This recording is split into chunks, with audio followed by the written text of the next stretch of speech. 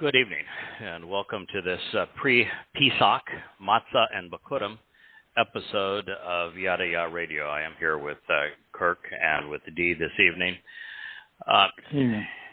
This is going to be one of the most interesting, maybe the most interesting, presentations, and having done this now for 22 years. I discovered something earlier this week that a few of us have thought about, but wouldn't speak about. It didn't seem possible, even though it was hinted at everywhere. So I'm going to share something with you this evening that is exceedingly profound.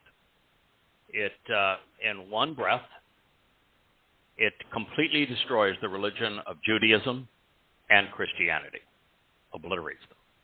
Nothing left of them once you know this truth, and there is no denying it. The evidence for it is ubiquitous, it is overwhelming, it is irrefutable. And once you know this, it puts God's people, the Israelites, in a highly preferred position. It changes entirely the way God handled his fulfillment of the Mikra. It defines the covenant. It truly is an exciting thing because in doing this now for 22 years, I made one pledge. And until earlier this week, on perhaps the greatest discovery in the past 3,000 years, I didn't go where the words led. It's as if the pronouns you and us and he and them were okay. But if it said me and my, that maybe we should project those on someone else. The first thing I want to say before we begin with this revelation, and there's really 2 points that I'm going to make. The first of those two is that we are approaching Chag Matzah. There has been this delusion born out of the book of Ezekiel, which is Satan's autobiography, that matzah is an ingredient during Pesach. And if you ask Jews, what does Pesach represent? They'll say freedom from slavery. The beginning of the Exodus. But it's not true. Matzah is not part of Pesach. Pesach is part of matzah. The celebration is Chag Matzah, of which Pesach is the first day. So I would ask Jews who think otherwise, what happened to the children of Israel during Pesach 3,470 years ago? What happened to the children of Israel during Pesach as it was celebrated in Mitzrayim? Guys, want to venture a guess? What happened? They ate lamb and they left Egypt? Nothing. Okay. Absolutely nothing. They had a nice meal, they went to bed. Nothing. That's right. Stuff happened outside their doors. Yeah. A lot of people died. They lived. They had a nice meal, they went to bed. Nothing happened on Pesach. They didn't leave Mitzrayim on Pesach. It wasn't the first step away from religious and political oppression. That occurred on Matzah. Matzah represents the removal of religion and politics from your soul. The children of Israel were liberated from religious and political corruption in Egypt on Matzah. Matzah is vastly more important than Pesach. Pesach is a nice meal with your family. A good night's sleep. Get ready for the journey. God's going to protect your soul. The magic. The true miracle. Salvation. The journey home. All commences on matzah. And yet, the rabbis in Judaism have relegated matzah to an ingredient and pretend that Pesach is about the liberation and pretend that Pesach lasts for 7 days. It doesn't. It's one. Matzah lasts for 7 days. And its purpose is to eliminate the stench and stigma, stain of religious and political corruption. So we are about to celebrate. We're going to do it on Tuesday evening. Chag Matzah, the first day of which will be a lovely meal with our family as part of 7 days of matzah. Now, that is particularly important when you consider what comes next. Now, I'm going to share this and what I'm going to read to you this evening. I wrote this yesterday and today. So this is all very fresh. And as I share it with you, you're going to hear me say something that I want to emphasize before we begin. I'm going to identify the Pesach Ayil and the soul that endured matzah on our behalf, and neither are Yahowah. But when I do this, what I want everyone listening to remember, that while the identity is exceedingly important, stunningly valuable, world-changing, life-changing, it's far less important than why he volunteered to do this.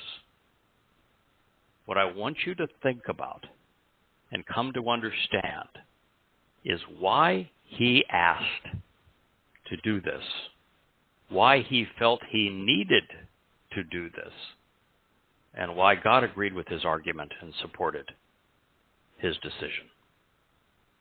Because that is the single most important part of what I'm going to share with you this evening.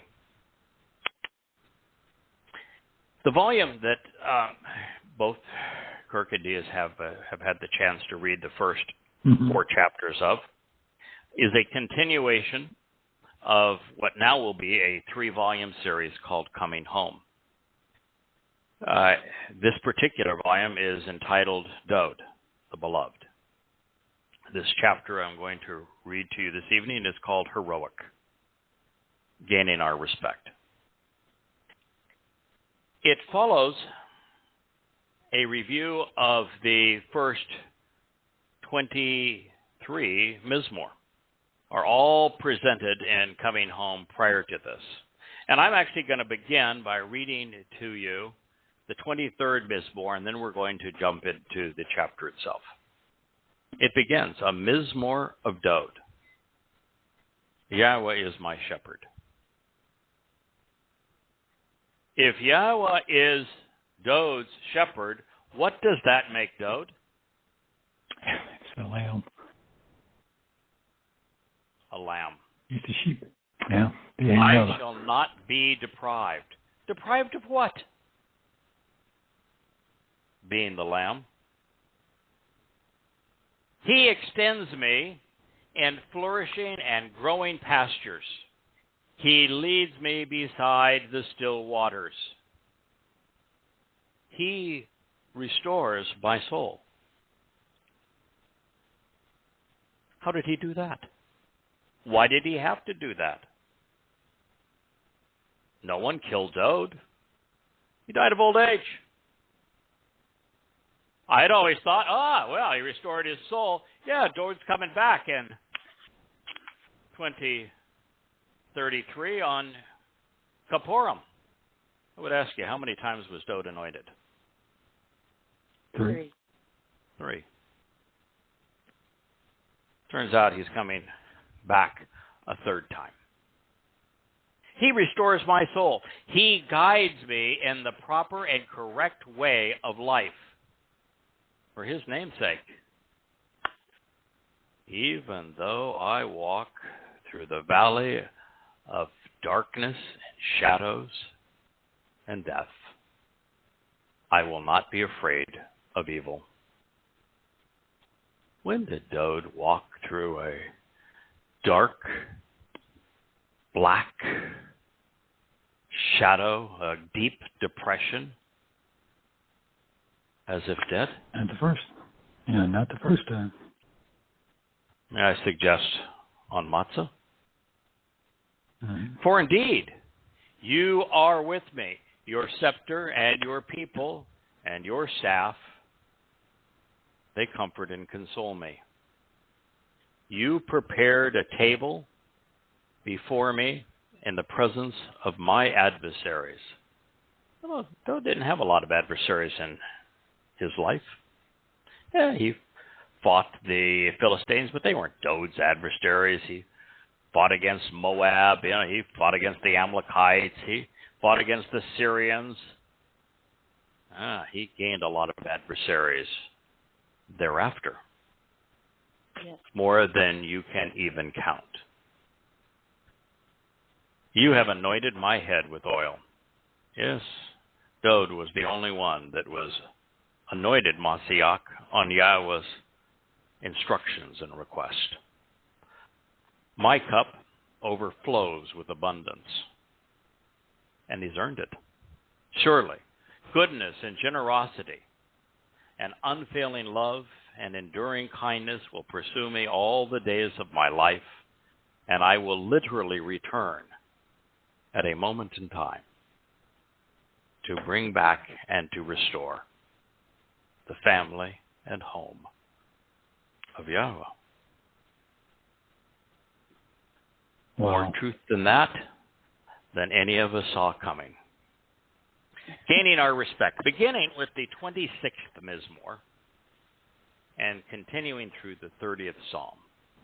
Father and Son, Yahweh and Dode, have led us to a place well beyond anything anyone has imagined, much less shared.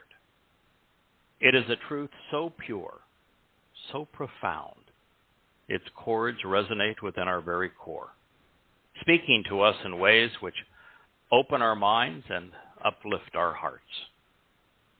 From God's perspective, looking at it through the prism of his Torah, Bereth, Mikre, and Yisrael, his Am family, we are privileged to have witnessed the greatest treasure humankind has ever beheld. We have not only identified the individual who Yahweh distinguished with the right to fulfill the three most important events in human history, Pesach, Matzah, and Bikurim. We have discovered something far more valuable. Why God allowed these monumental days to play out this way. So how did we come to this place? And why has no one else been here before? Our path to the truth has been incremental, albeit relentless since Towrah in 2001. Some conclusions came quickly and were obvious from the beginning, such as the importance of Yahweh's name, the realization that the Torah contains his guidance, that the Berith covenant is the centerpiece of God's plan, and that the Mikre are not only vital, but also essential to bringing us home. I was a bit retarded, however, initially, and slow in coming to realize how counterproductive and contradictory the Christian New Testament had become. It took a while to expose and condemn Paul and to see the plague of death from God's perspective.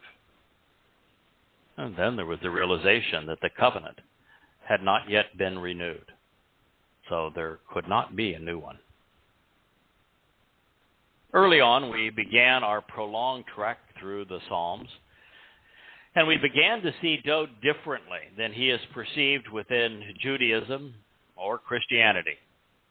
His rhetoric was so insightful. I was consistently accused of developing a bromance with him. And indeed, I came to realize that Dowd is the centerpiece of Yahweh's interaction with his people. Soon thereafter, we realized that every accolade and distinction that Yahweh could offer a man, God bestowed upon Dowd, David. He is the Messiah, the shepherd, the king, the firstborn, the chosen, the branch, and the Son of God. Moreover, it is Dowd who is coming back with Yahweh to fulfill Kippurim and reign over Sukkot. Further, Towrah exists to broadcast this message about Dowd to his people. He is even the living embodiment of Shabuah. As a result, Yosha, the Christian Jesus, tumbles from his perceived perch, falling well below Moshe and Dowd. But even then, why is nothing said of him? Specifically identifying them, Moshe and Dowd's names appear over 700 and 1,100 times, respectively. Second and third only to Yahweh.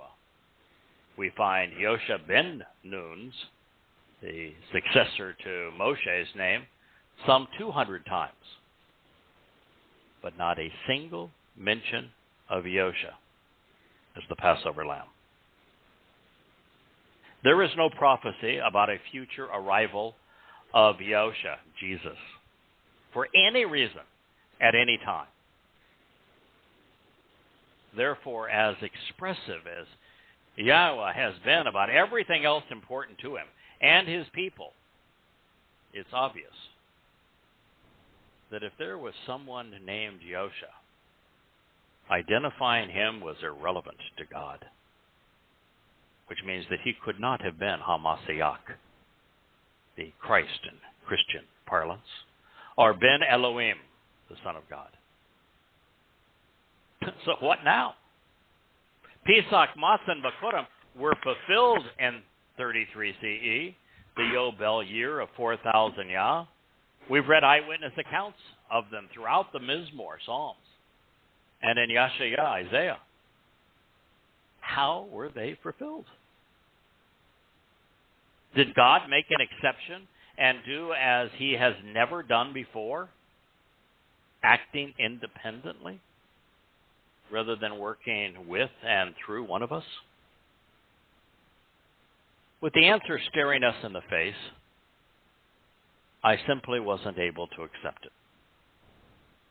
No matter how many times the Mizmor and Yeshayah explained that it was Dowd's nefesh, I rejected the plain reading of the words because I did not think our Father's love would allow him to subject his beloved Son to such torment.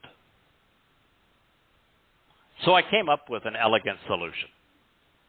The nefesh soul within the body of the Pesach Ayil, who was taken down to Sheol on Matzah to redeem us, and then returned to the Father on Bikurim, was Yahweh's. It would work as a probe, an avatar, enabling God to experience the pain without actually being there. Only one problem. That's not what the Mizmor or Yeshayah convey. Yes, Yahweh has a nefesh soul, and he could have deployed it to function in this manner. And if he had done so, and I think it was God's intent from the beginning to do so, it would have accomplished the first 2 of the 3 days of this mission. He could have put his soul in a nondescript body and experienced the pain of the sacrifice of the Pesach Ayil.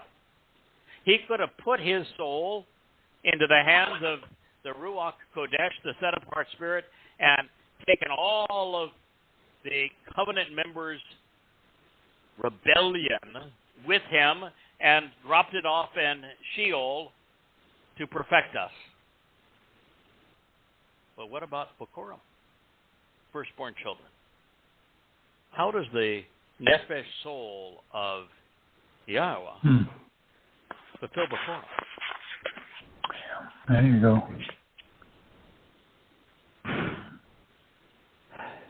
If this were so, if my theory was right, my elegant solution, or so I thought, why were all of these Psalms, including the 22nd, the 23rd, and the 88th, written in first person by Dode? Why does every relevant prophecy regarding the fulfillment of these events include Dode's name? Then there it was, right in the middle of yet another irrefutable affirmation that Chag Matzah was fulfilled by Dode's soul. It reads, your will and my desire, your decision and my choice is to accomplish what must be done to liberate and save your people. Yasha, written in the Hifel, which means that the subject is going to empower the object. The speaker here is Yahweh. The object here is my soul, Dode. So the Hifel says that Yahweh is going to make it possible for Dode to do this and act in a manner that is consistent with Yahweh's nature. The imperative means that it is the will of the second person speaker, God. The paragogic hey means that this is emphatic, and it was written in the cohortative, which is an expression of first person volition. The first person speaker here is Dode. Your will and my desire, your decision and my choice is to accomplish what must be done to liberate and save your people. That's it. Simple as that, the moment of truth. All I needed now was to understand why it was Dode's choice and Yahweh's decision. Fortunately, the answer was instantaneous, and it's immensely satisfying. Yes. Dode wanted to do so. It is what he realized he needed. He was right, and his father supported him in his decision. Let me explain. Dode loved the Torah. Wrote the 119th Mizmor to celebrate every letter in it. So he knew that Moshe's character and his service had been exemplary. Tasked with the most challenging of missions, Moshe was as perfect as any man who has ever lived. But still, he was not respected by the children of Israel. Read the story of the waters of Meribah. Cover it in Volume 8, Chapter 1 of Yada Yahowah if you want to read it. Toward the very conclusion of the Yatzah Exodus is when it occurred. And the children of Israel not only disrespected Moshe, he thought they were going to kill him. Dode had read it. He knew. The king knew that Moshe's mistakes along the way had been trivial compared to his own, which were monumental. Dode was a life on steroids, with highs and lows as extreme as Moriah is from the Dead Sea. The king had lost Israel's respect, and he knew it. Jews are a tough crowd to please. They had even come to overwhelmingly disrespect Yahowah. Still do. So Dowd was in good company in this regard. Nevertheless, Yahowah wanted his son to inherit his throne and to shepherd and guide his covenant family throughout the universe and time. However, the Messiah knew that even with the best of them, he could not lead them without earning their respect. From this, he correctly reasoned that as his nephesh were allowed to fulfill Chag Matzah, he would instantly achieve the enduring love and the admiration of the covenant family. We would all owe our very lives to him. Remarkable. Wow. It would be, as he has said, 2 days of hell, followed by an eternity of jubilation. The sandals Yahowah wanted him to fill were no longer too big. He would have earned his place, something that meant a lot to this man, and he would have been responsible for building the house he so desired in a way that really mattered. Yahowah could not deny his son the perfect solution. He wanted it for him because he loved him. So he made it possible. Dowd was therefore anointed 3 times because he would appear 3 times. We got to know him better than anyone as he united Yisrael and built Jerusalem 3,000 years ago. He was the man from Bethlehem riding on a donkey. He was the Messiah arriving to fulfill Chag Matzah. He was the Zeroah, protective ram and sacrificial lamb. He was Yisrael, finally manning up and becoming accountable.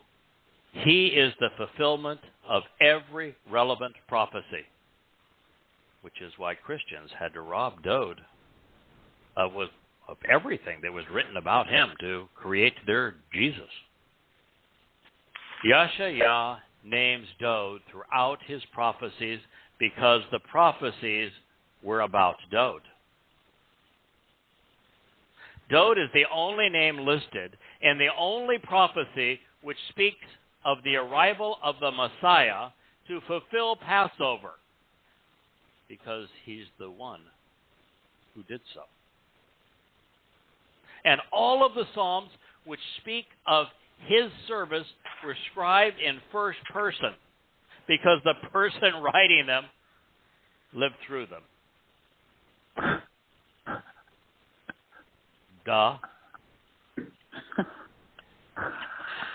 Using Dowd's nefesh for his wishes to fulfill Chag Matzah was the single most brilliant and heroic decision ever made. Denying him of what he has done, as is the case with Judaism and Christianity, ranks among the most disingenuous and debilitating of all decisions. Returning for a moment to the name which was never foretold. Yosef becomes nothing more than the name Dowd and Yahowah collectively chose to describe their mission together. The body wasn't Dowd's, only the soul. So they gave it the most appropriate name. Yahowah saves. He told us. We just didn't believe him. And yet they took us here with their words. Unless you guys would like to add something, I'm going to read through what most people would think are just meaningless psalms.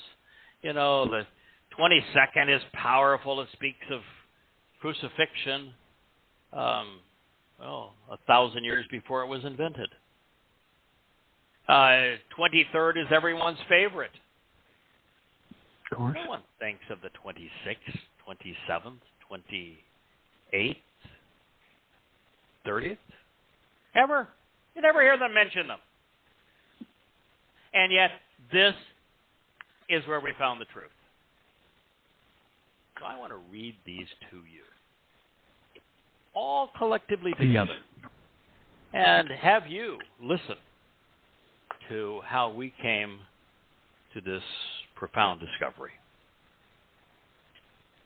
You have chosen to be decisive regarding me, Yahweh, because with my integrity intact, forthrightly and honestly, I have walked, journeying through life with Yahweh. I have trusted and relied without wavering. Mizmor 26:1. You want to test me, examining and assessing me, proving my mettle, Yahweh, because you want to reveal my true nature by providing an opportunity to achieve your desired outcome through me. Your will is for me to give you permission to demonstrably refine my emotions and my judgment. Indeed, this is because your steadfast love and genuine kindness are conspicuous before my eyes and correspond to what I'm witnessing. And so, I walk independently from others, journeying through life unaffected by outside influences, social, religious, or political constraints, trusting and relying upon your honesty and your dependable and unwavering commitment to the truth. I do not live, sit, or remain with the insignificant louses and parasites who are vain, fraudulent, and worthless, and with the ignorant hypocrites and charlatans who conceal and cover over the truth. I am not associated with them either. I abhor, I shun the community and congregation of immoral and ignorant countrymen. And with the wickedly vexing and condemnable, I will not live and remain. I bathe my hands in innocence with moral impeccability and freedom from guilt. And I go around your altar, Yahweh, to listen to the voice of thanksgiving and to enumerate and to quantify all of your wonderful deeds. Yahweh, I love the provisions and support of your home and family, as well as the place your glorious presence tabernacles and dwells. Do not harvest my soul with those who miss the way and lead others astray, nor my life with the bloodthirsty individuals in whose hands are evil devices and spurious plots. Their dominant hand is filled with bribes and tributes. And as for me, with personal integrity, I will consistently walk. You have chosen to redeem me because you want to be kind, generous, loving, and merciful toward me. My stance is to be present, standing tall, ready for evaluation on an elevated and yet level and agreeable ground. And you say the threshing floor of Mount Moriah, where the temple would stand? Within the community, I will extol, consistently speaking favorably of Yahweh. That's the 26th Mizmor. The 27th begins. Yahweh is my light, my illumination and enlightenment, my freedom, my deliverance and salvation. So whom should I respect? Yahweh is my protector and my fortress of my life. Whom should I fear?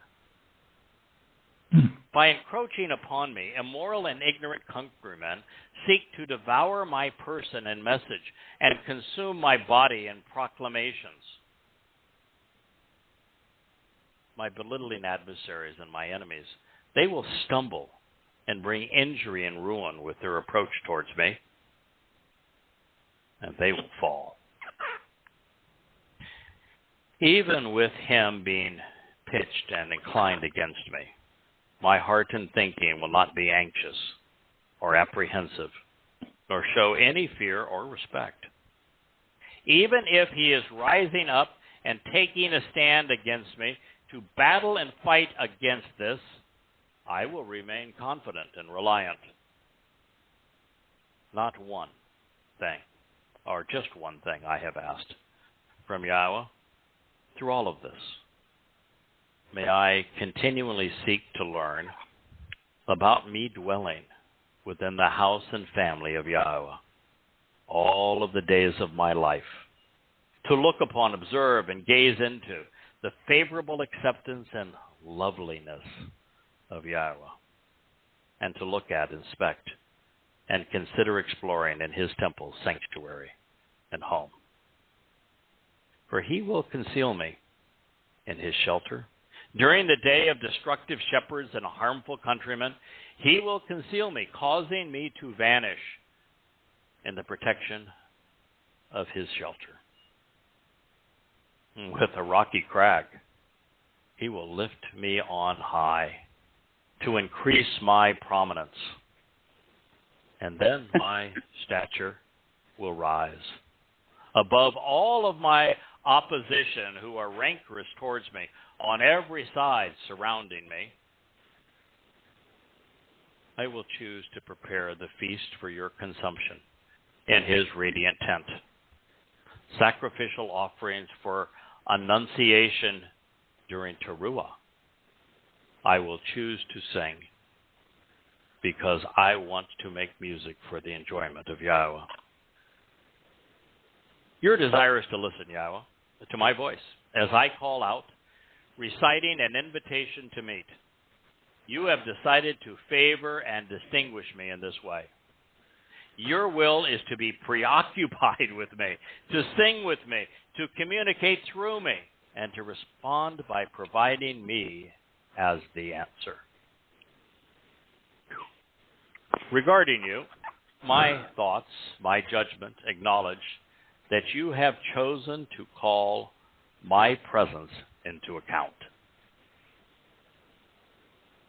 Therefore, your presence and appearance, Yahweh, I consistently seek, request, and inquire about. You will not conceal your presence from me for a prolonged period of time. You are not inclined to spread out or elongate frustration, resentment, or a grievance with your coworker and associate. You've been my helper, my influential and powerful assistant. You will never abandon me, just as you will never reject or forsake me, O God, of my deliverance, emancipation, and salvation. It's true, my father and my mother, they rejected and they forsook me. But Yahweh, having taken me in, will always be with me. You want to guide and teach me your way, Yahweh. Your will is to reliably lead me by the upright and level, correct and straightforward, agreeable and elevated route on account of my adversaries. You have decided not to give me over to the soul of my adversaries who would diminish, belittle, constrain, and negate me, who indeed will have risen up and become established to take a stand against me, to bear false witness, provide deception and misleading testimony, and commit fraud in this way. They exude injustice and oppression, immorality and ignorance, wrongfully plundering, terrorizing, and destroying. surely, I am certain, knowing that it is established, verifiable, and true, that I will look upon and see, then revel upon the goodness, fairness, and attractiveness of Yahweh in the land of the living. You should choose to confidently place your expectations for a beneficial result, looking forward to Yahweh. You should want to be strong and prevail, to be as tough as you are intense. And with your courageous character and reinforced judgment, choose to confidently place your expectations for a beneficial result by looking forward to Yahweh. For you, Yahweh, I am the essence of what it means to be called out. Continually proclaiming the summons to meet while announcing the invitations, and I consistently read and recite because I have been designated and appointed, and I will be known and remembered by the Mikra. Wow. My rock, you are never unresponsive or silent towards me, and you take no action apart from me. Because if you were unresponsive with me and silent regarding me, then I might be likened to one who governs and speaks in catchy phrases, with my proverbial wisdom and memorable discourse, while even compared to those who will be brought down to the pit. You want to hear the sound of my generosity, kindness, and compassion, even in requesting help for me concerning you. And lifting me up, my hands and influence are for your set-apart word, your most special message, and your distinctly uncommon nature. You do not want to continually draw me away, dragging me off and prolonging my time with the guilty and condemnable who are wrong, with those who despise and carry out deceitful and troublesome religious idolatry, or those who speak of peace and reconciliation with their culpable countrymen. And then when their perverted calamities occupy their hearts, heads, and judgment. I apologize, I forgot to introduce that we were now in the 28th Mizmor. It began when we read, "For you, Yahweh, I am the essence of what it means to be called out," continually proclaiming the summons. Your will is to provide them with that which is comparable to what they have done, according to their immoral nature and their foolish endeavors. Consistent with the ventures and the things that they influence, you intend to give it back to them. Your will is to return what they have done, rendering recompense and restitution to them. Since they do not realize or apprehend, they do not understand or regard, they do not even perceive or appreciate that which pertains to Yahweh's reward and recompense, or that which concerns the work of his hands and influence. So he will tear them down, eliminating them, and he will not reestablish them. Lifted up in love and blessed is Yahweh. Indeed, he had heard the voice of my generosity, kindness, and consideration, of my loyal love and compassion. Yahweh is my offense, my source of empowerment and fortitude. He is my determination, providing me with the ability to accomplish what is needed, what is desired and necessary. And he is my defense, my protective shield. In him, my head and heart, especially my innermost being and most salient motivations, trust and rely. So I was supported and assisted and was, therefore, able to help others. And so my heart and thinking at the very core of who I am and what I want rejoice and are jubilant, reveling exuberantly and genuinely delighted with my song. And in these lyrics, I exuberantly express my appreciation to him for allowing me to accomplish his will, while acknowledging how his influence enabled something exceptionally wonderful to occur for me and for him. I share that again. With my words and in these lyrics, I exuberantly express my appreciation to him for allowing me to accomplish his will, while acknowledging how his influence enabled something exceptionally wonderful to occur for me and for him. Yahweh is their source of enrichment, and he will provide everything they require, fortifying them while empowering with the strength to prevail, protecting and enabling, delivering liberty while providing salvation with his, yes, his anointed Messiah.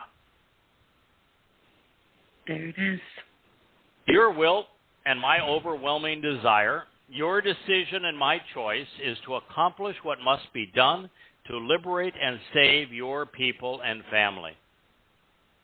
So you have chosen to lovingly lift up and bless, offering benefits while favoring and commending your heir apparent, your inheritance and your children, and your heritage, confirming your inalienable heredity rights, because you want to shepherd them, to lead and guide the flock, to nurture and protect your sheep. And you want to lift them up, carry them away, forgiving and raising them as an enduring witness through the restoring testimony forevermore throughout eternity. Mizmor Psalm 28:9. A song for the dedication to the disciplined instruction with commitment to teaching what is honorable and special of the family, home, and household of Dowd. I am always proud of you and continually honor you, Yahweh, because truly, emphasizing the importance of this statement, you have lifted me up and you have withdrawn me from the depths, not allowing me to languish while providing a wellspring of understanding pertaining to the doorway entering the home. And you have not allowed anyone adversarial to me to rejoice over me, preventing those who would defame me from celebrating over me. Yahweh, my God, I implored you to assist me in the moment to find relief, and you restored me forevermore. Yahweh, in a moment in time, you facilitated the withdrawal and the raising of my soul, my consciousness, out of Sheol, hell.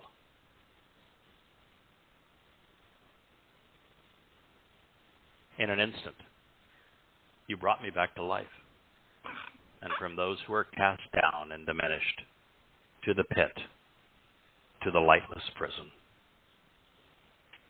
You should choose to strum an instrument and sing a song to Yahweh, his dedicated and zealous godly ones who are seeking his favor and mercy, while showing that you want to express your appreciation for the influence and awareness of his set-apart, uncommon, and special renown, his reputation and name, as well as for recalling this event.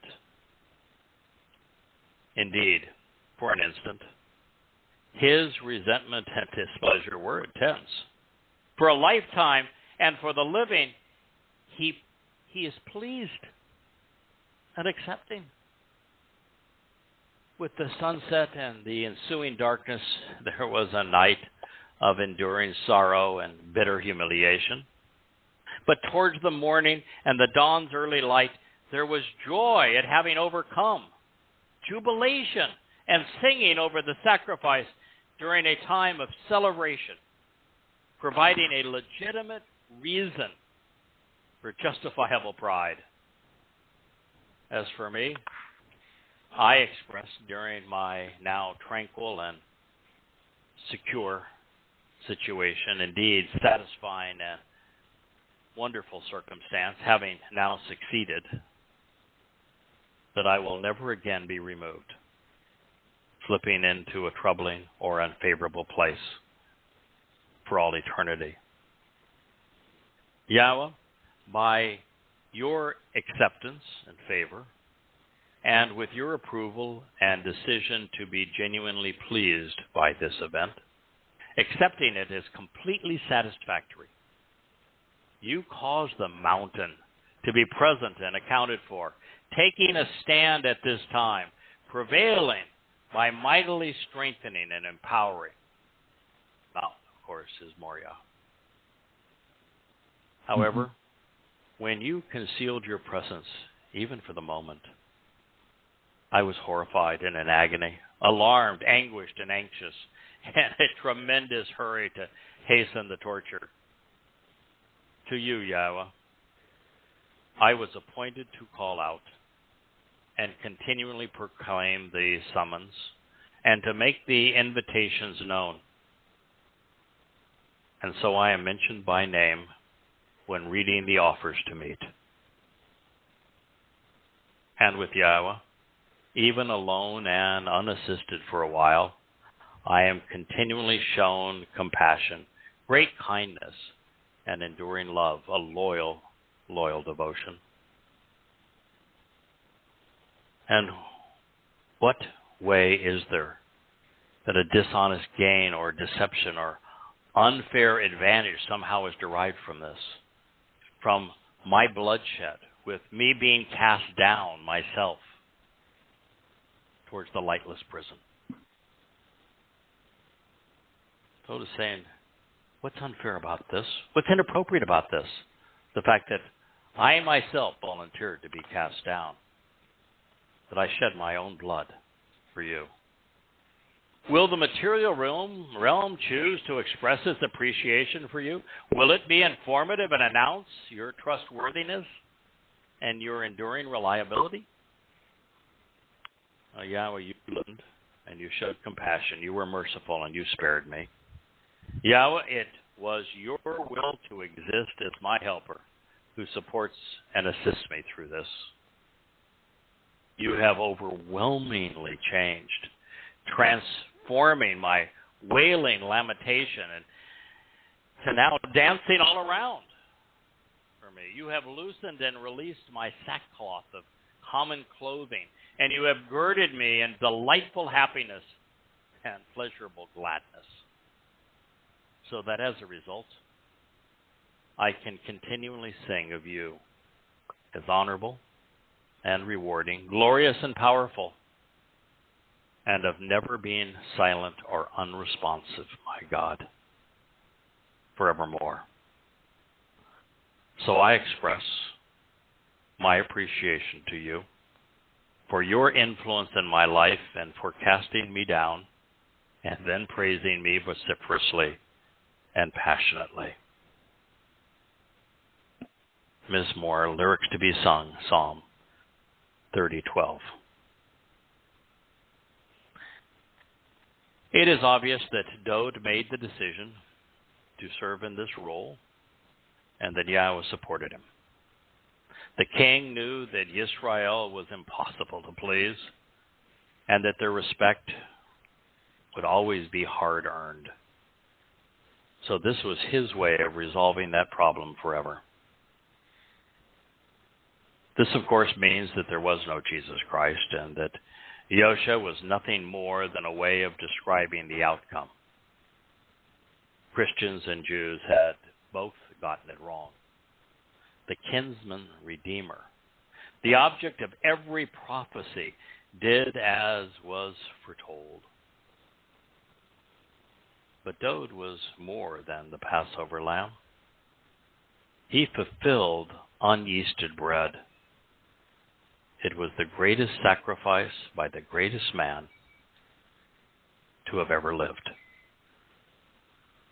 If this does not garner your respect, Yisrael, then you are not worthy of him.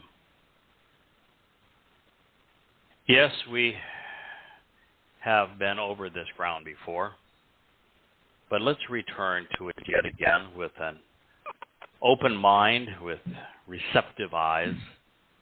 I'm going to share highlights now with you from the Song of Songs, the greatest song ever written.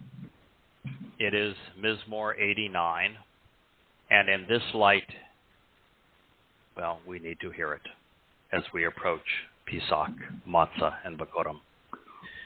It begins, I have established the Bereth covenant, the home for the family, with my chosen one. I have sworn an oath to Dowd, my authorized agent who works on my behalf. I have established the Bereth covenant, the home for the family, with my chosen one. I have sworn an oath to Dowd, who works on my behalf. I will establish your offspring and that which you sow as an eternal witness. In addition, I will construct a home for your throne and your seat of honor on behalf of all generations throughout all time. Salah. Pause now and contemplate the implications. You humbled and crushed the contentious pleas and the reprehensible and deadly nature of the pretentious pride and stormy arrogance of the boisterous afflictor and his false god with your empowered and fortified Zeroah, protective shepherd and sacrificial lamb, isolating and separating your adversaries. Beside you and on your behalf, the Zeroah, the protective shepherd and the sacrificial lamb, with tremendous power and awesome ability, will be your strong hand to raise up at your right side.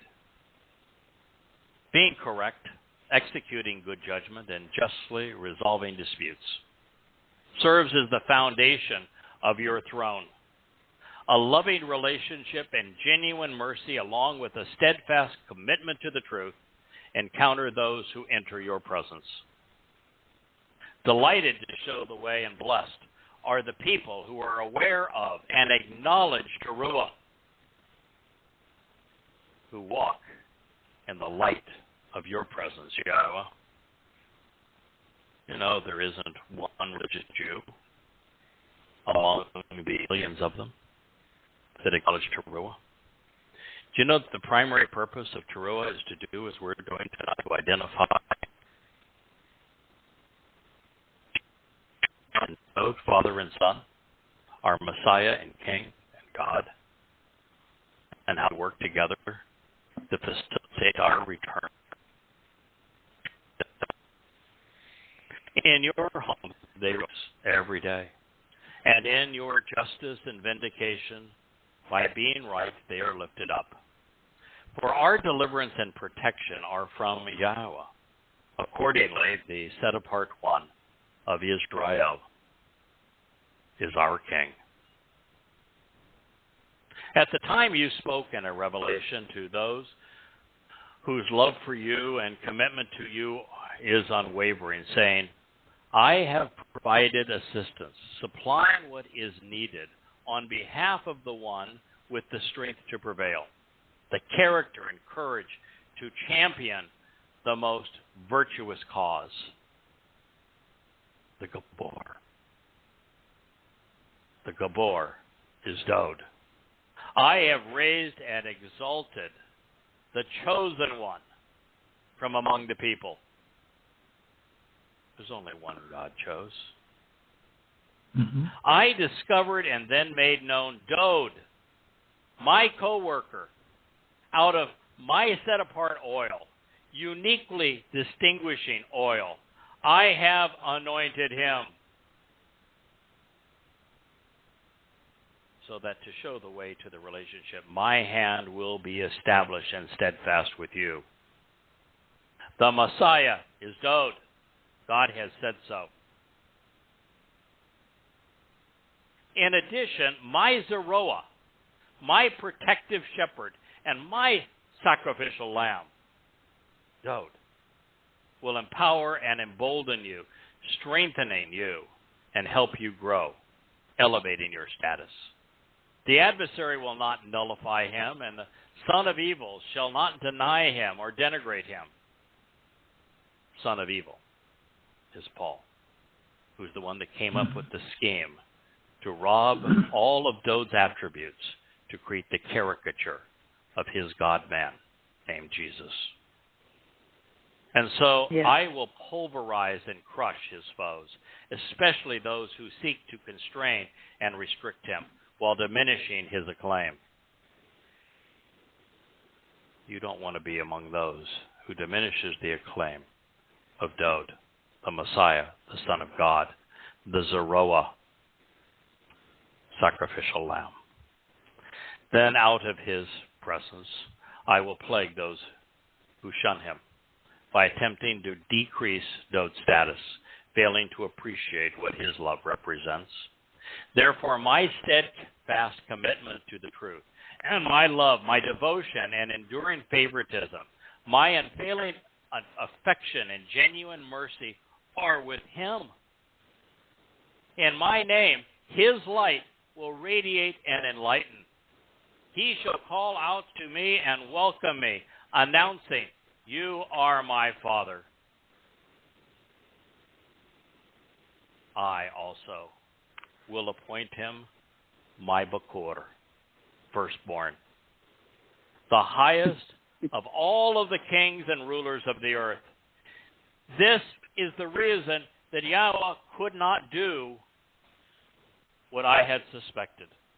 My elegant solution, where it was Yahweh's nephesh that was used as an avatar or probe inside of the body of the sacrificial lamb, and the victim that took our corruptions to Sheol, works up until Bakurim, firstborn children.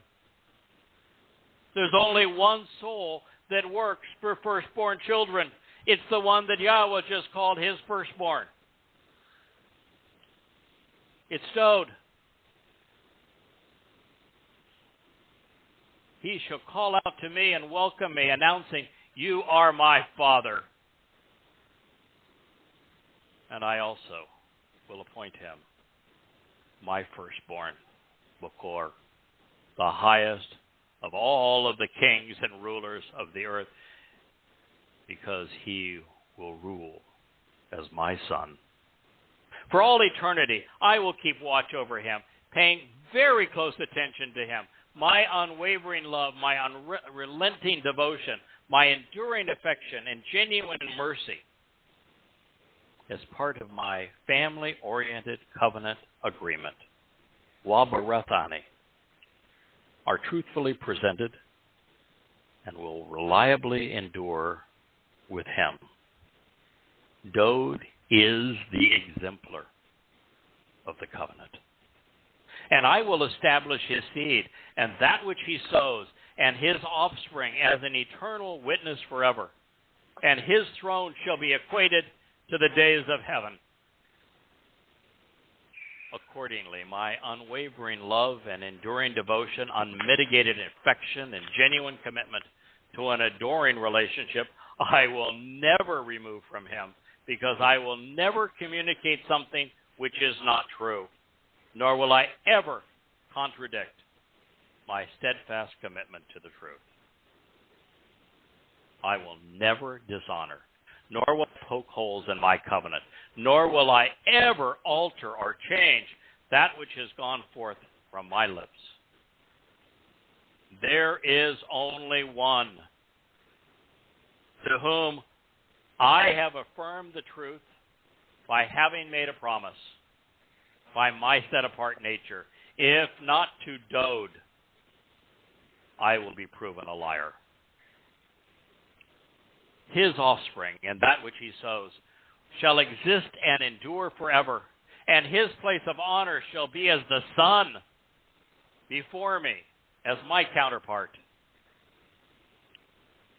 But you have refused to accept, and you have rejected by diminishing the merit of, even over time becoming adverse to, your Messiah.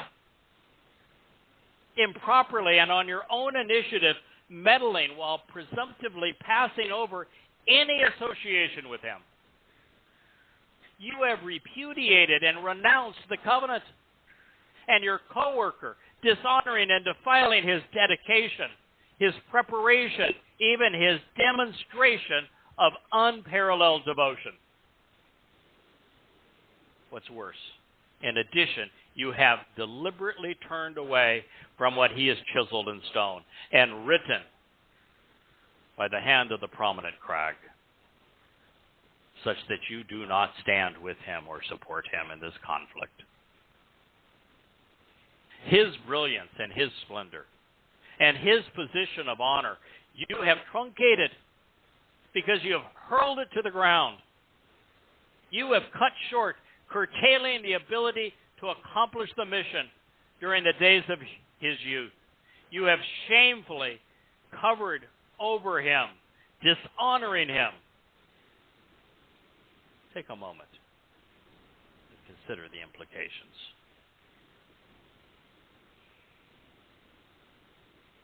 If after all of this,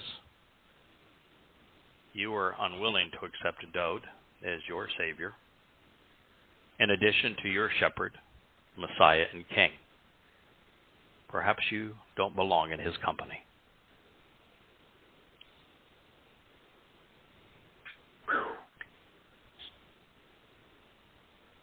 There is no question. The words are irrefutable. You know, when I was thinking about this in the moments before our program this evening as we're approaching Chag Matzah, yes, I began to realize that of all the things that Yahweh inspired, we speak of the Torah and what he shared through Moshe. We speak of the prophets, and I think that the most magnificent of them is Yeshaya, Isaiah. But we have more written by and about Dode than anyone else. Do you know that God says more about Dode than anyone else? Do you know that Dode's life and writings are better grounded in archaeology than anyone else's? I mean, there are proof that the time in Mitzrayim, Egypt, took place, and there is evidences along the way of the Exodus and of the entry into the Promised Land. But with Dode, there's his home. There's the city of Dode. There's Mount Moriah. There's the Temple Mount, which was the threshing floor. There's the history of all of his achievements. His name memorable in stone. There is no one in the entirety of Yahweh's inspired prophetic testimony that is more credible than Dode, more verifiable than Dode. He is at the exact center of our timeline from leaving the Garden of Eden when we were kicked out in 3968 BCE to the time that we will re-enter it in year 6000 Yah, 2033 CE. He's right in the middle of it, the fulcrum upon which everything pivots. He's the only person that Yahweh said, he is my son, I am his father. He's the only one that said, I anointed him personally. He's the only one that Yahweh said, I chose, and I chose him for reasons that you don't even understand. the shepherd called this man the shepherd. He gave him the title of the Zeroah. He said he was not only king of Israel, and God appointed him as such, but he will be the King of Kings and rule throughout all eternity. And the beauty of it now is that we'll all respect him because he has earned our respect. 2 days. He solved it all. 2 days he became the exemplar of what it was that was missing all the time in Israel. Devotion to Yahweh and being willing to take a stand, to man up and do the right thing. 2 days. And we celebrate and adore him forevermore. Yes, this year as we approach Chag Matzah, it's important to realize who made that sacrifice. It's important to recognize why God allowed it. It's important to know what Pesach delivered, which is it provided life to those enjoying a family meal with Yahweh. And what Matzah provided, distancing, separating the children of Israel from the corrupting and controlling nature of religion and politics. All such that on the third day they would be perfected and immortalized and become the children of God, Bekurim, the firstborn, on their way home to the promised land.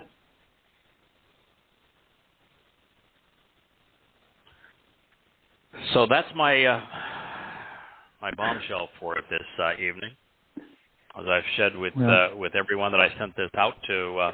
Now, Kirk, both you and Dee have had time to review it. I understand that Dee, you and Jackie have gone at it and have already gone through the score of prominent prophecies to see if it is consistent all the way through. What did you find?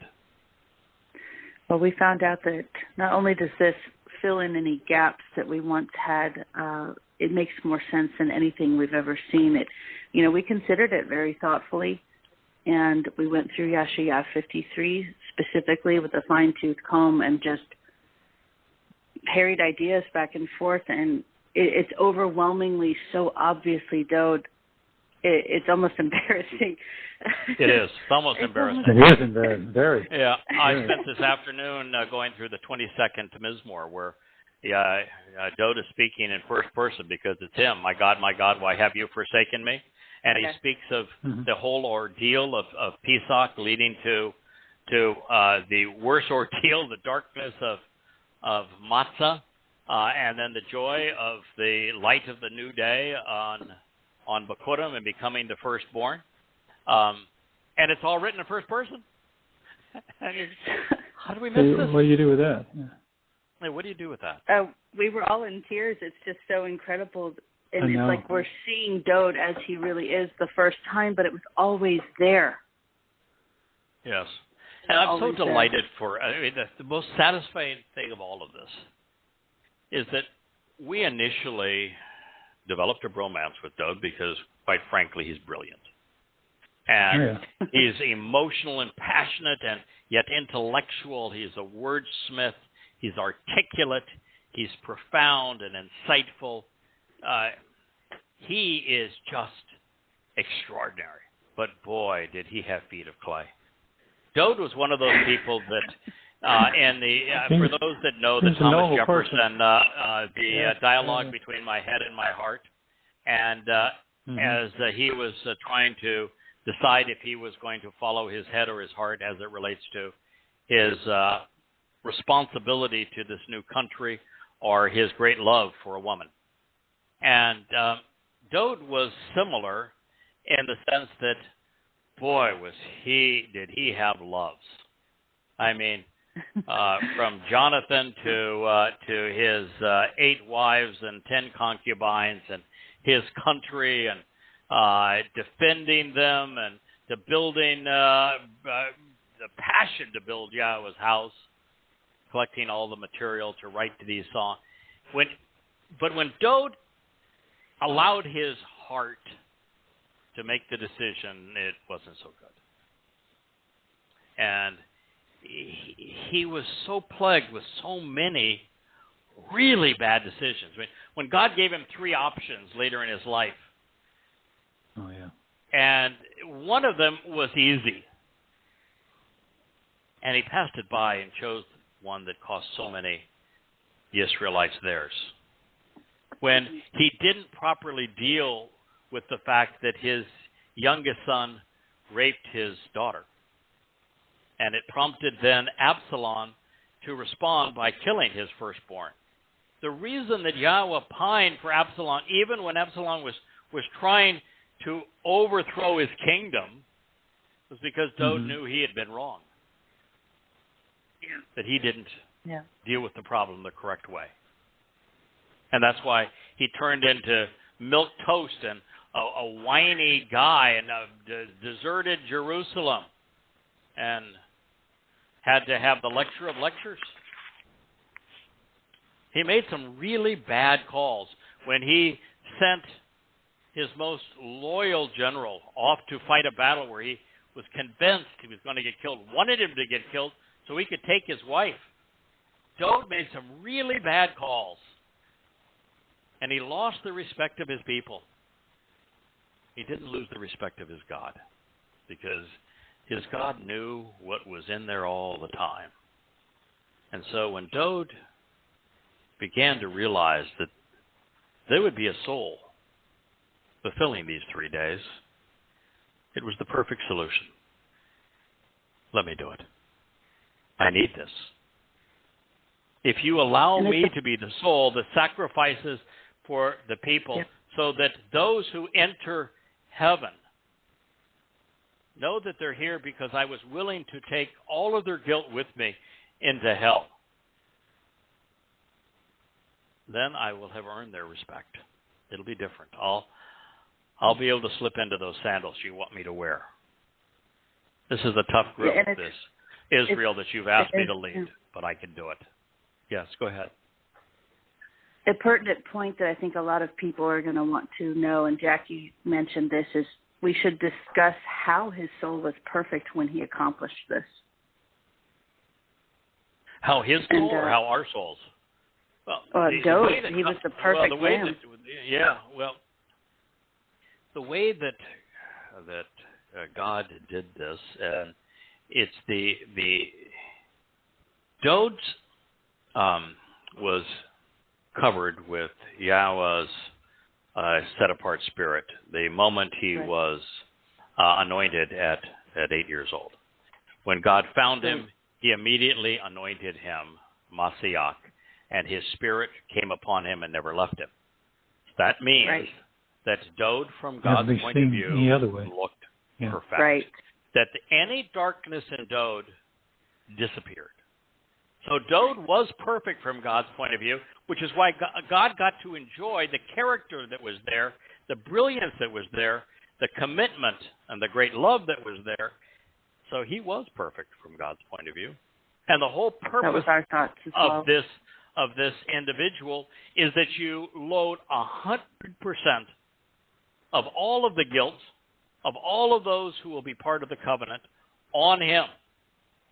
And he's going to take it into Sheol, hell. He's going to leave it there. Right. And so when he left it there is nothing left of it. What all a brother. There is now code is the most heroic act anyone has ever accomplished. Brilliant act. Yes. That's how it happened.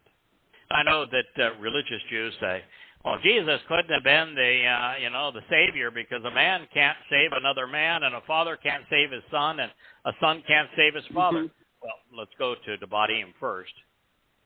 Dode wasn't saving his father. He said his father abandoned him. His father was awful. Mm-hmm. And so it's very unlikely, although I would have negotiated this if I was Dode, and he may have. Solomon was a was a good choice initially, but Solomon allowed his love of women from cultures other than Israel to drag him into pagan idolatry. And so if I were Dode, I'd say, okay, listen, I'm going to do this. I'm going to do this whether or not you agree with my negotiation, but I want to negotiate anyway. What I want is I want Solomon to be exonerated. I want you to include him in this. And you know, if I were Yahowah, I'd say, all right, it's not too much to ask. I understand why you'd want that. So I'm sure they had some form of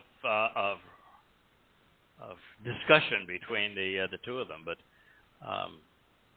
sure. Yeah, you know, when it says that this is not, and there's another place, and I think the 44th Mizmor, where a man can't redeem another man. It's his soul. Right. The soul serving as the Passover lamb. God's acknowledging the Passover lamb. If our guilt is transferred to it, will redeem us.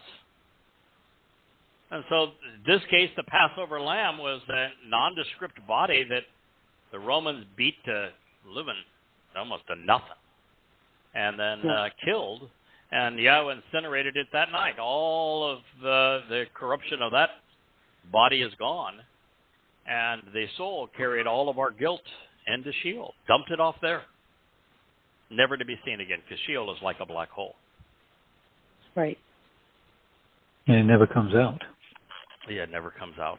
The most amazing, of course, is that there's only one thing in Daniel that makes any sense, and it's presented by Gabriel, and Gabriel is a compound of the Gabor and El, so it's the Gabor of God. Who is the Gabor of God? Well, it's Dode is the Gabor of God, and so the speaker is actually Dode, and Dode is delivering this message, which is the only one that says that the Messiah is going to be cut off, which is the Passover lamb, and ultimately cut off is fulfilling matzah. And so Dode is speaking, and he mentions his own name, which is the only name that's mentioned in the prophecy, and then speaks of the Messiah, who he happens to be. And so now the most profound prophecy, the one that is actually the most essential to Christianity, because otherwise there's no merit, there's prophecy at all of a coming Messiah. That's the only one. Now it's clearly Dode speaking of Dode.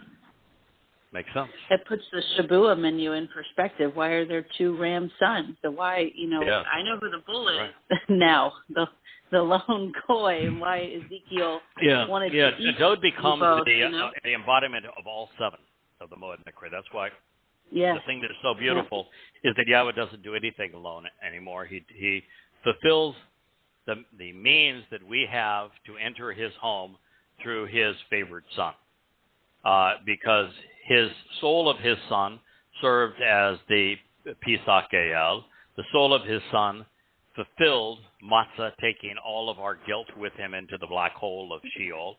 His son became the firstborn to fulfill Bikurim, and there was no one who was more shabuad, enriched, empowered, and enlightened than Dode. Then he was.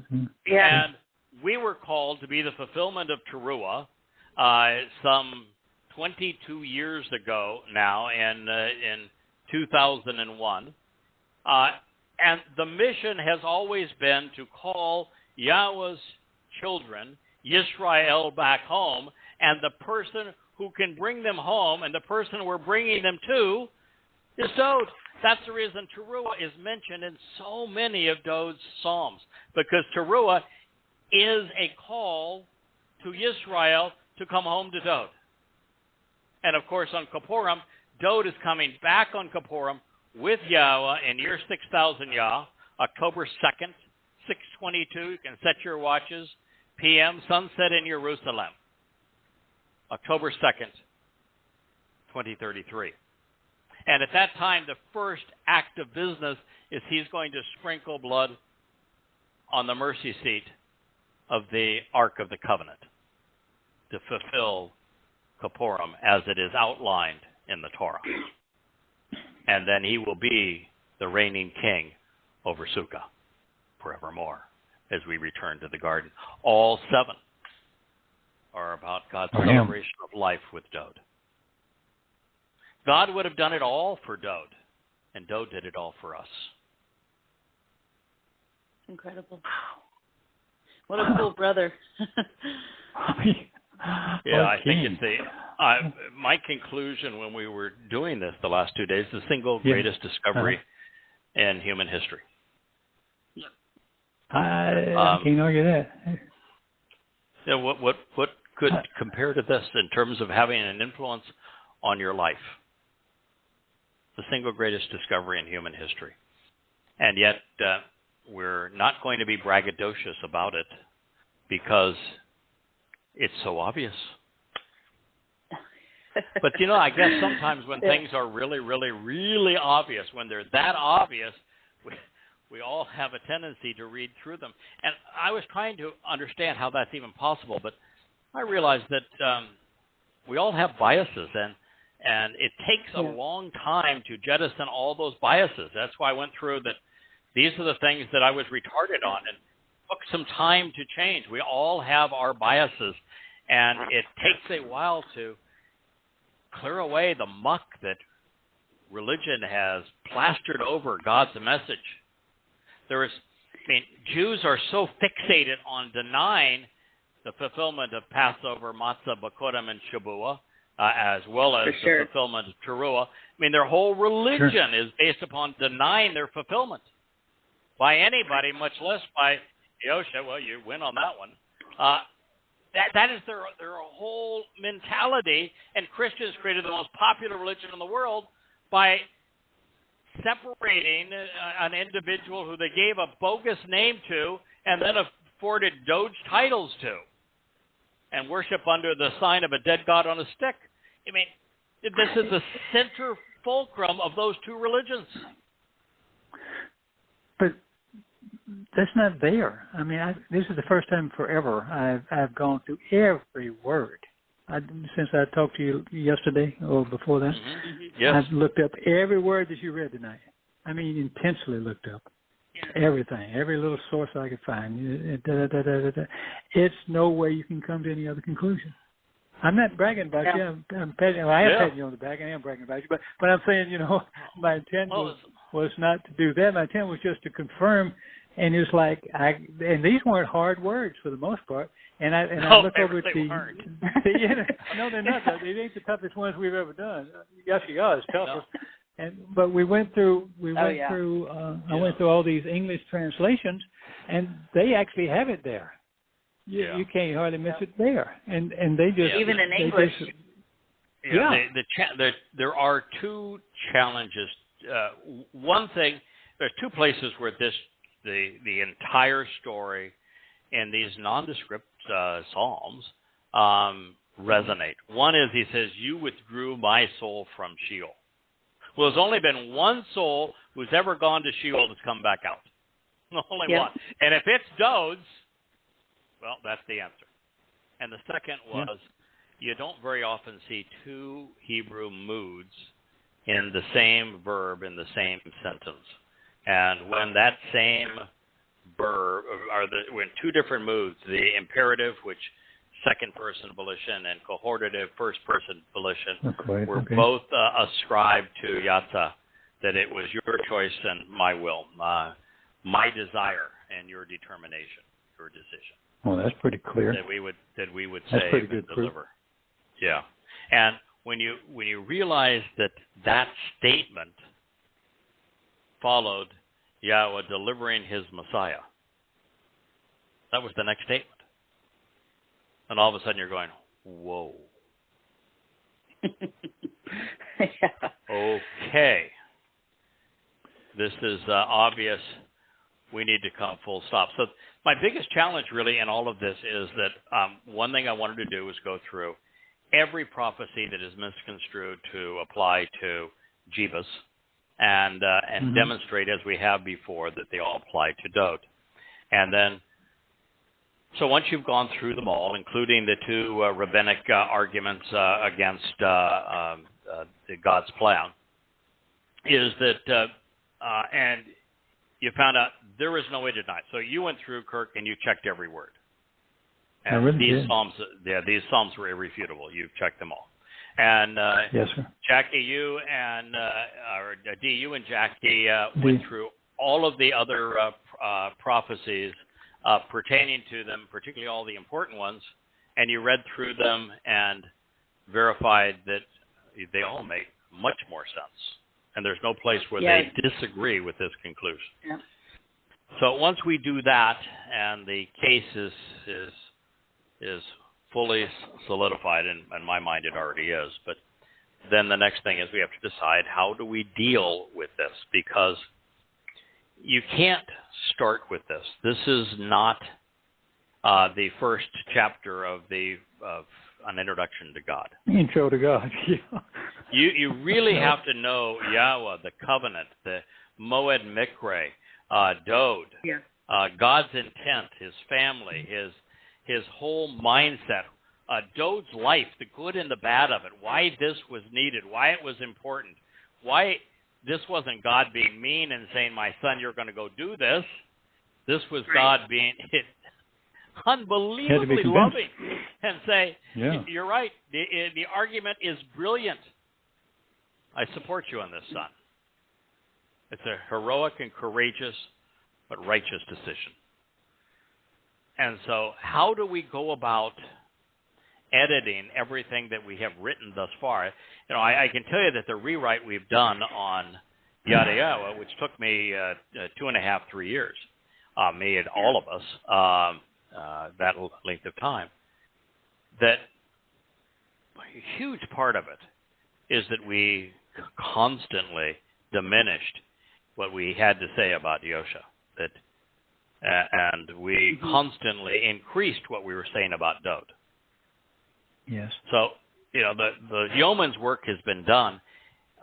It's just that we're going to have to be, I think, a bit coy, where we all we do is keep from saying something that's not true, but we don't bring this out until the reader is far enough along that they know Yahweh, they know His son Dode, right? Well, they understand the covenant, they understand the Mikre.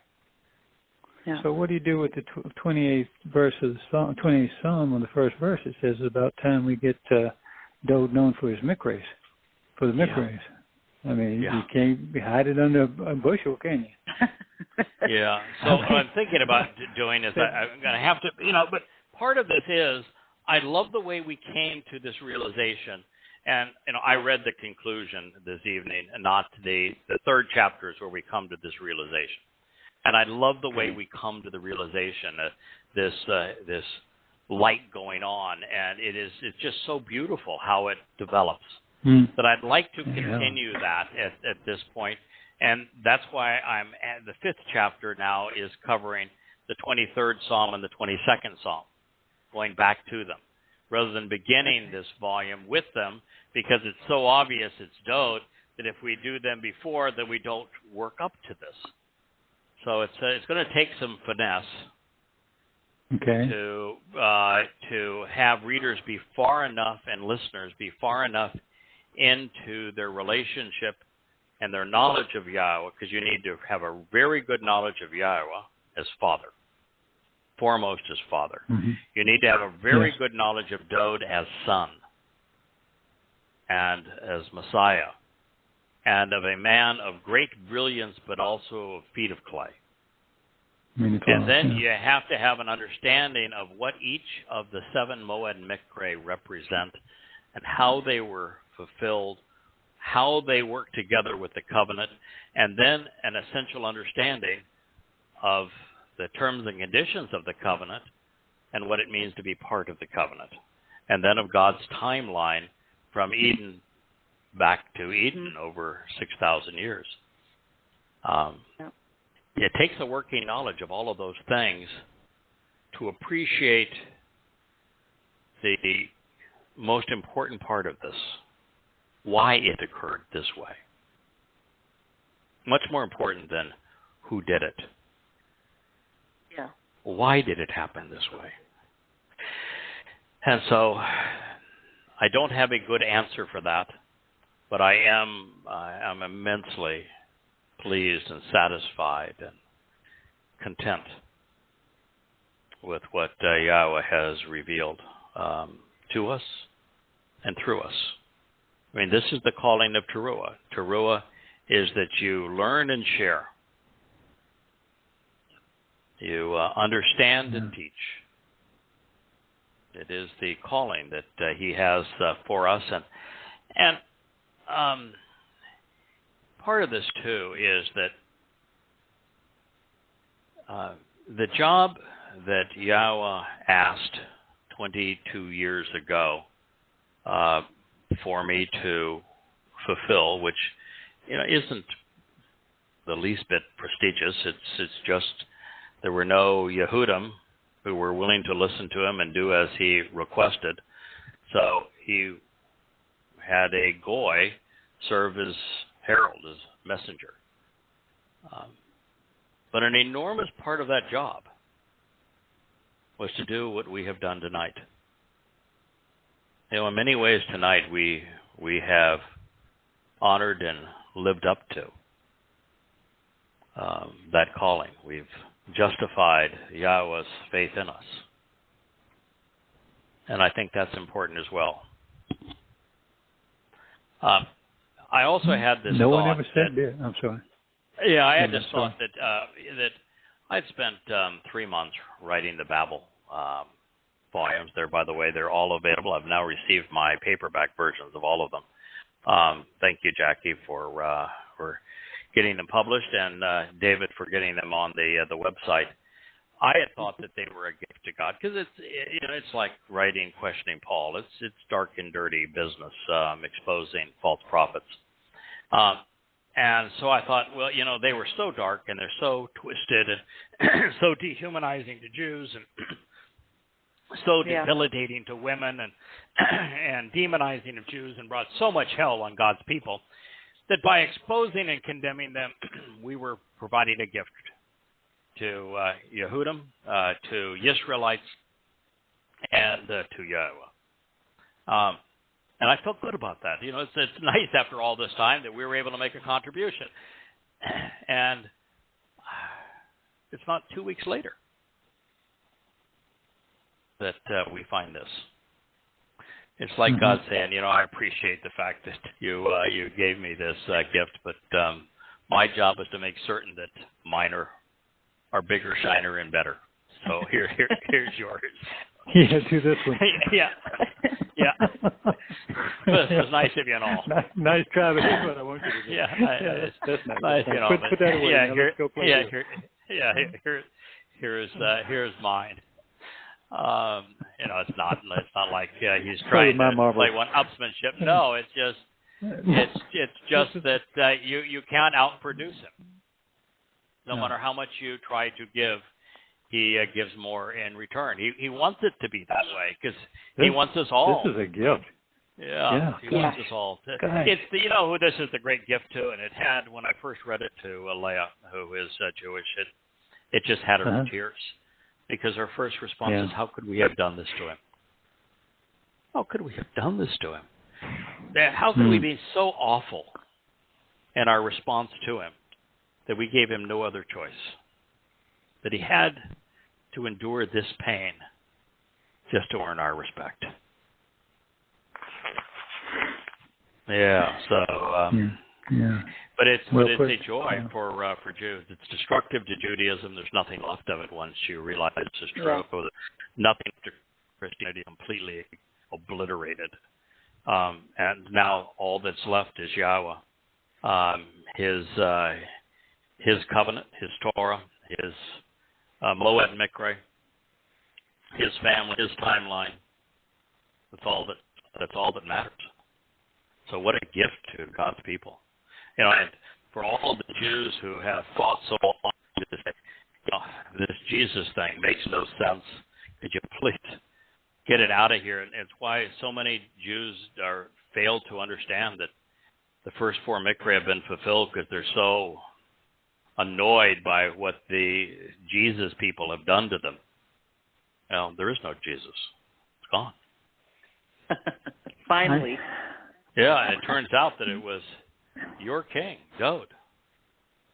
Shame on you for playing around with a six-pointed star and pretending that's the Star of David. He most certainly didn't have a star, but he's your king.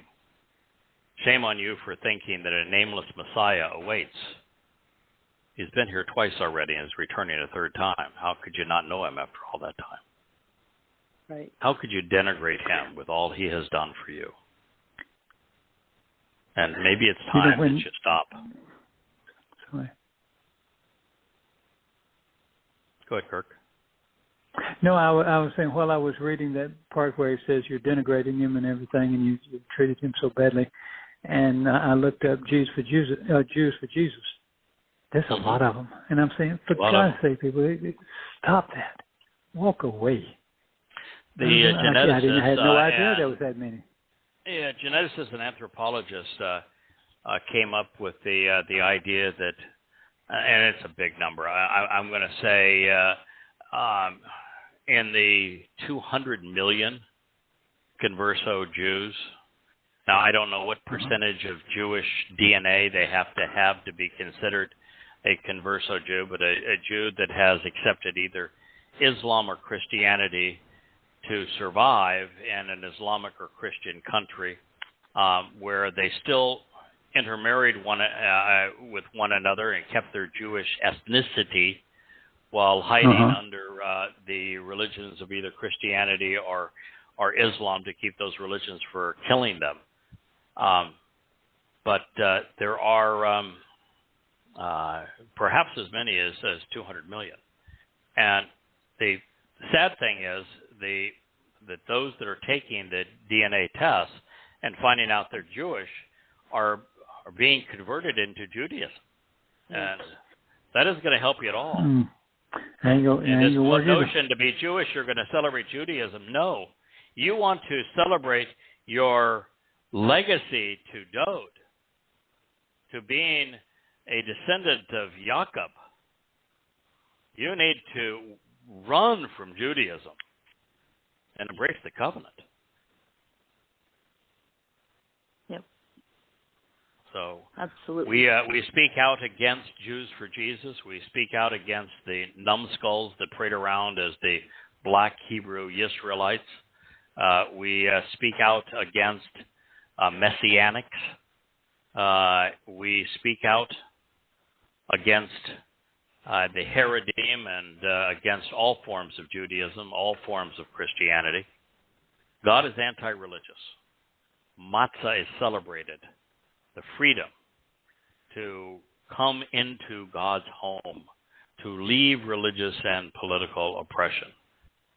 That is what's being celebrated in unyeasted bread. It's taking the fungus of religion and political corruption away from our souls to perfect it. That's what Dode did when he carried all of that muck with him into Sheol and deposited it there. That's how it happened. Do you think it's possible that we meet 3 times a year with Yahweh in sort of a tribute to Dode's 3 arrivals? Spring, summer, and fall.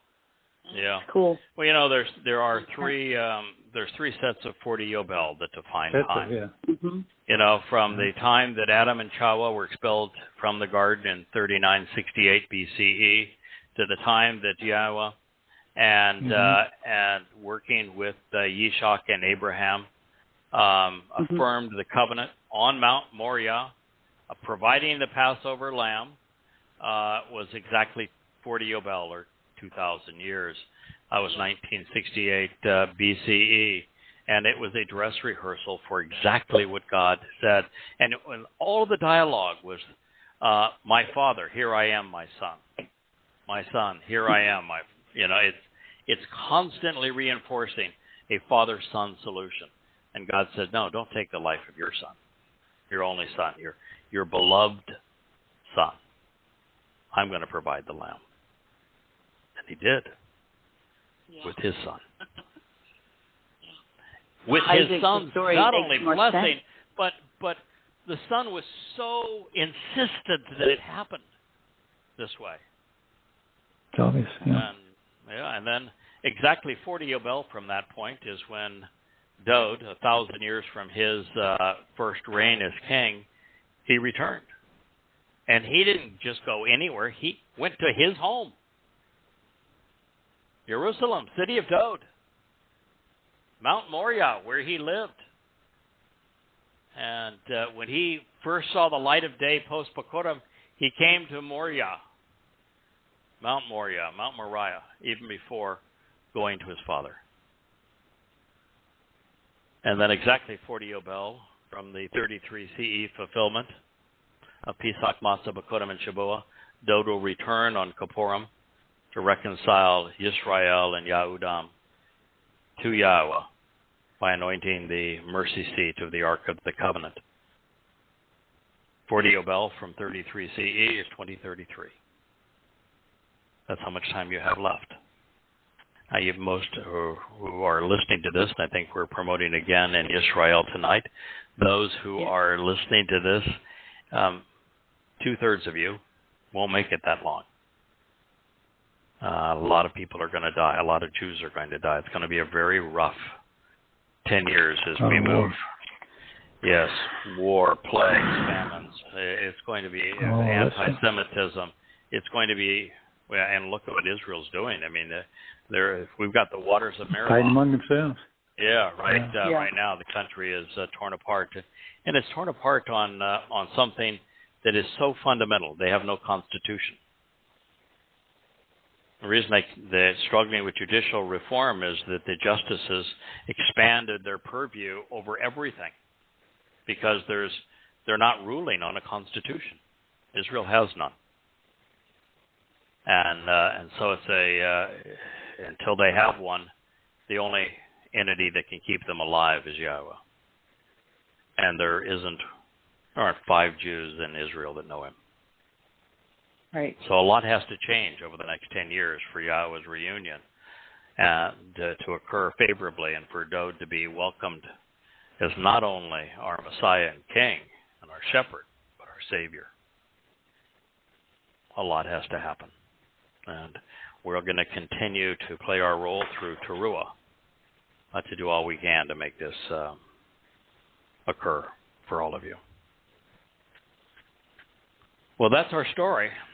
I don't know how we're going to top that next week, but we'll just say see we'll be here. We'll be here. I wish to be a part of this. Yeah, I wish everyone Lovely. a wonderful Shabbat, and I apologize. I know both Dee, that you and Jackie had done so much studying to validate whether you could find any holes in this conclusion, and Kirk, you didn't even sleep well last night, checking up every word. But maybe what we can do is next week let you guys present the material from your point of view and validate what we've come to know. But nonetheless, it's a pleasure doing this with you. I should say that even though I did a lot of talking this evening, that both Kirk and Dee insisted that we devote this program to presenting the 4th chapter of Coming Home 3. So both were insistent we do exactly what we did tonight. Thank you. So, thank you, too. Thank you for doing so. I think it was the right thing to do. And as I say, handle what you learned tonight appropriately. It's far less important, although it is vitally important, as to who served as the soul that embodied that nondescript body of the Pesach Ayil, and most importantly, fulfilled the most important day in human history, Matzah, leading to Pakodim, firstborn children. Who did it is vitally important, but not even 1% as important as why. As why he wanted to do it and why God allowed him and enabled him to do it. That's the brilliance of it. Amen. Yep. Well, happy Shabbat to one and all. By the time we're together again, we'll still be celebrating Chag Matzah, but the wonderful meal of Pesach will be behind us. I would assume that most are going to be celebrating it on Tuesday evening. To all of you who do, have a marvelous Pesach. But as you celebrate Pesach, please remember that Pesach is part of Matzah, and Matzah leads to Bikurim, and that it is this festival that brings us into God's covenant family. May Yah bless. Happy Shabbat. Have a wonderful Chag Matzah. Speak to you this time next week. Good night. Shabbat Shalom. Night. Shalom, shalom.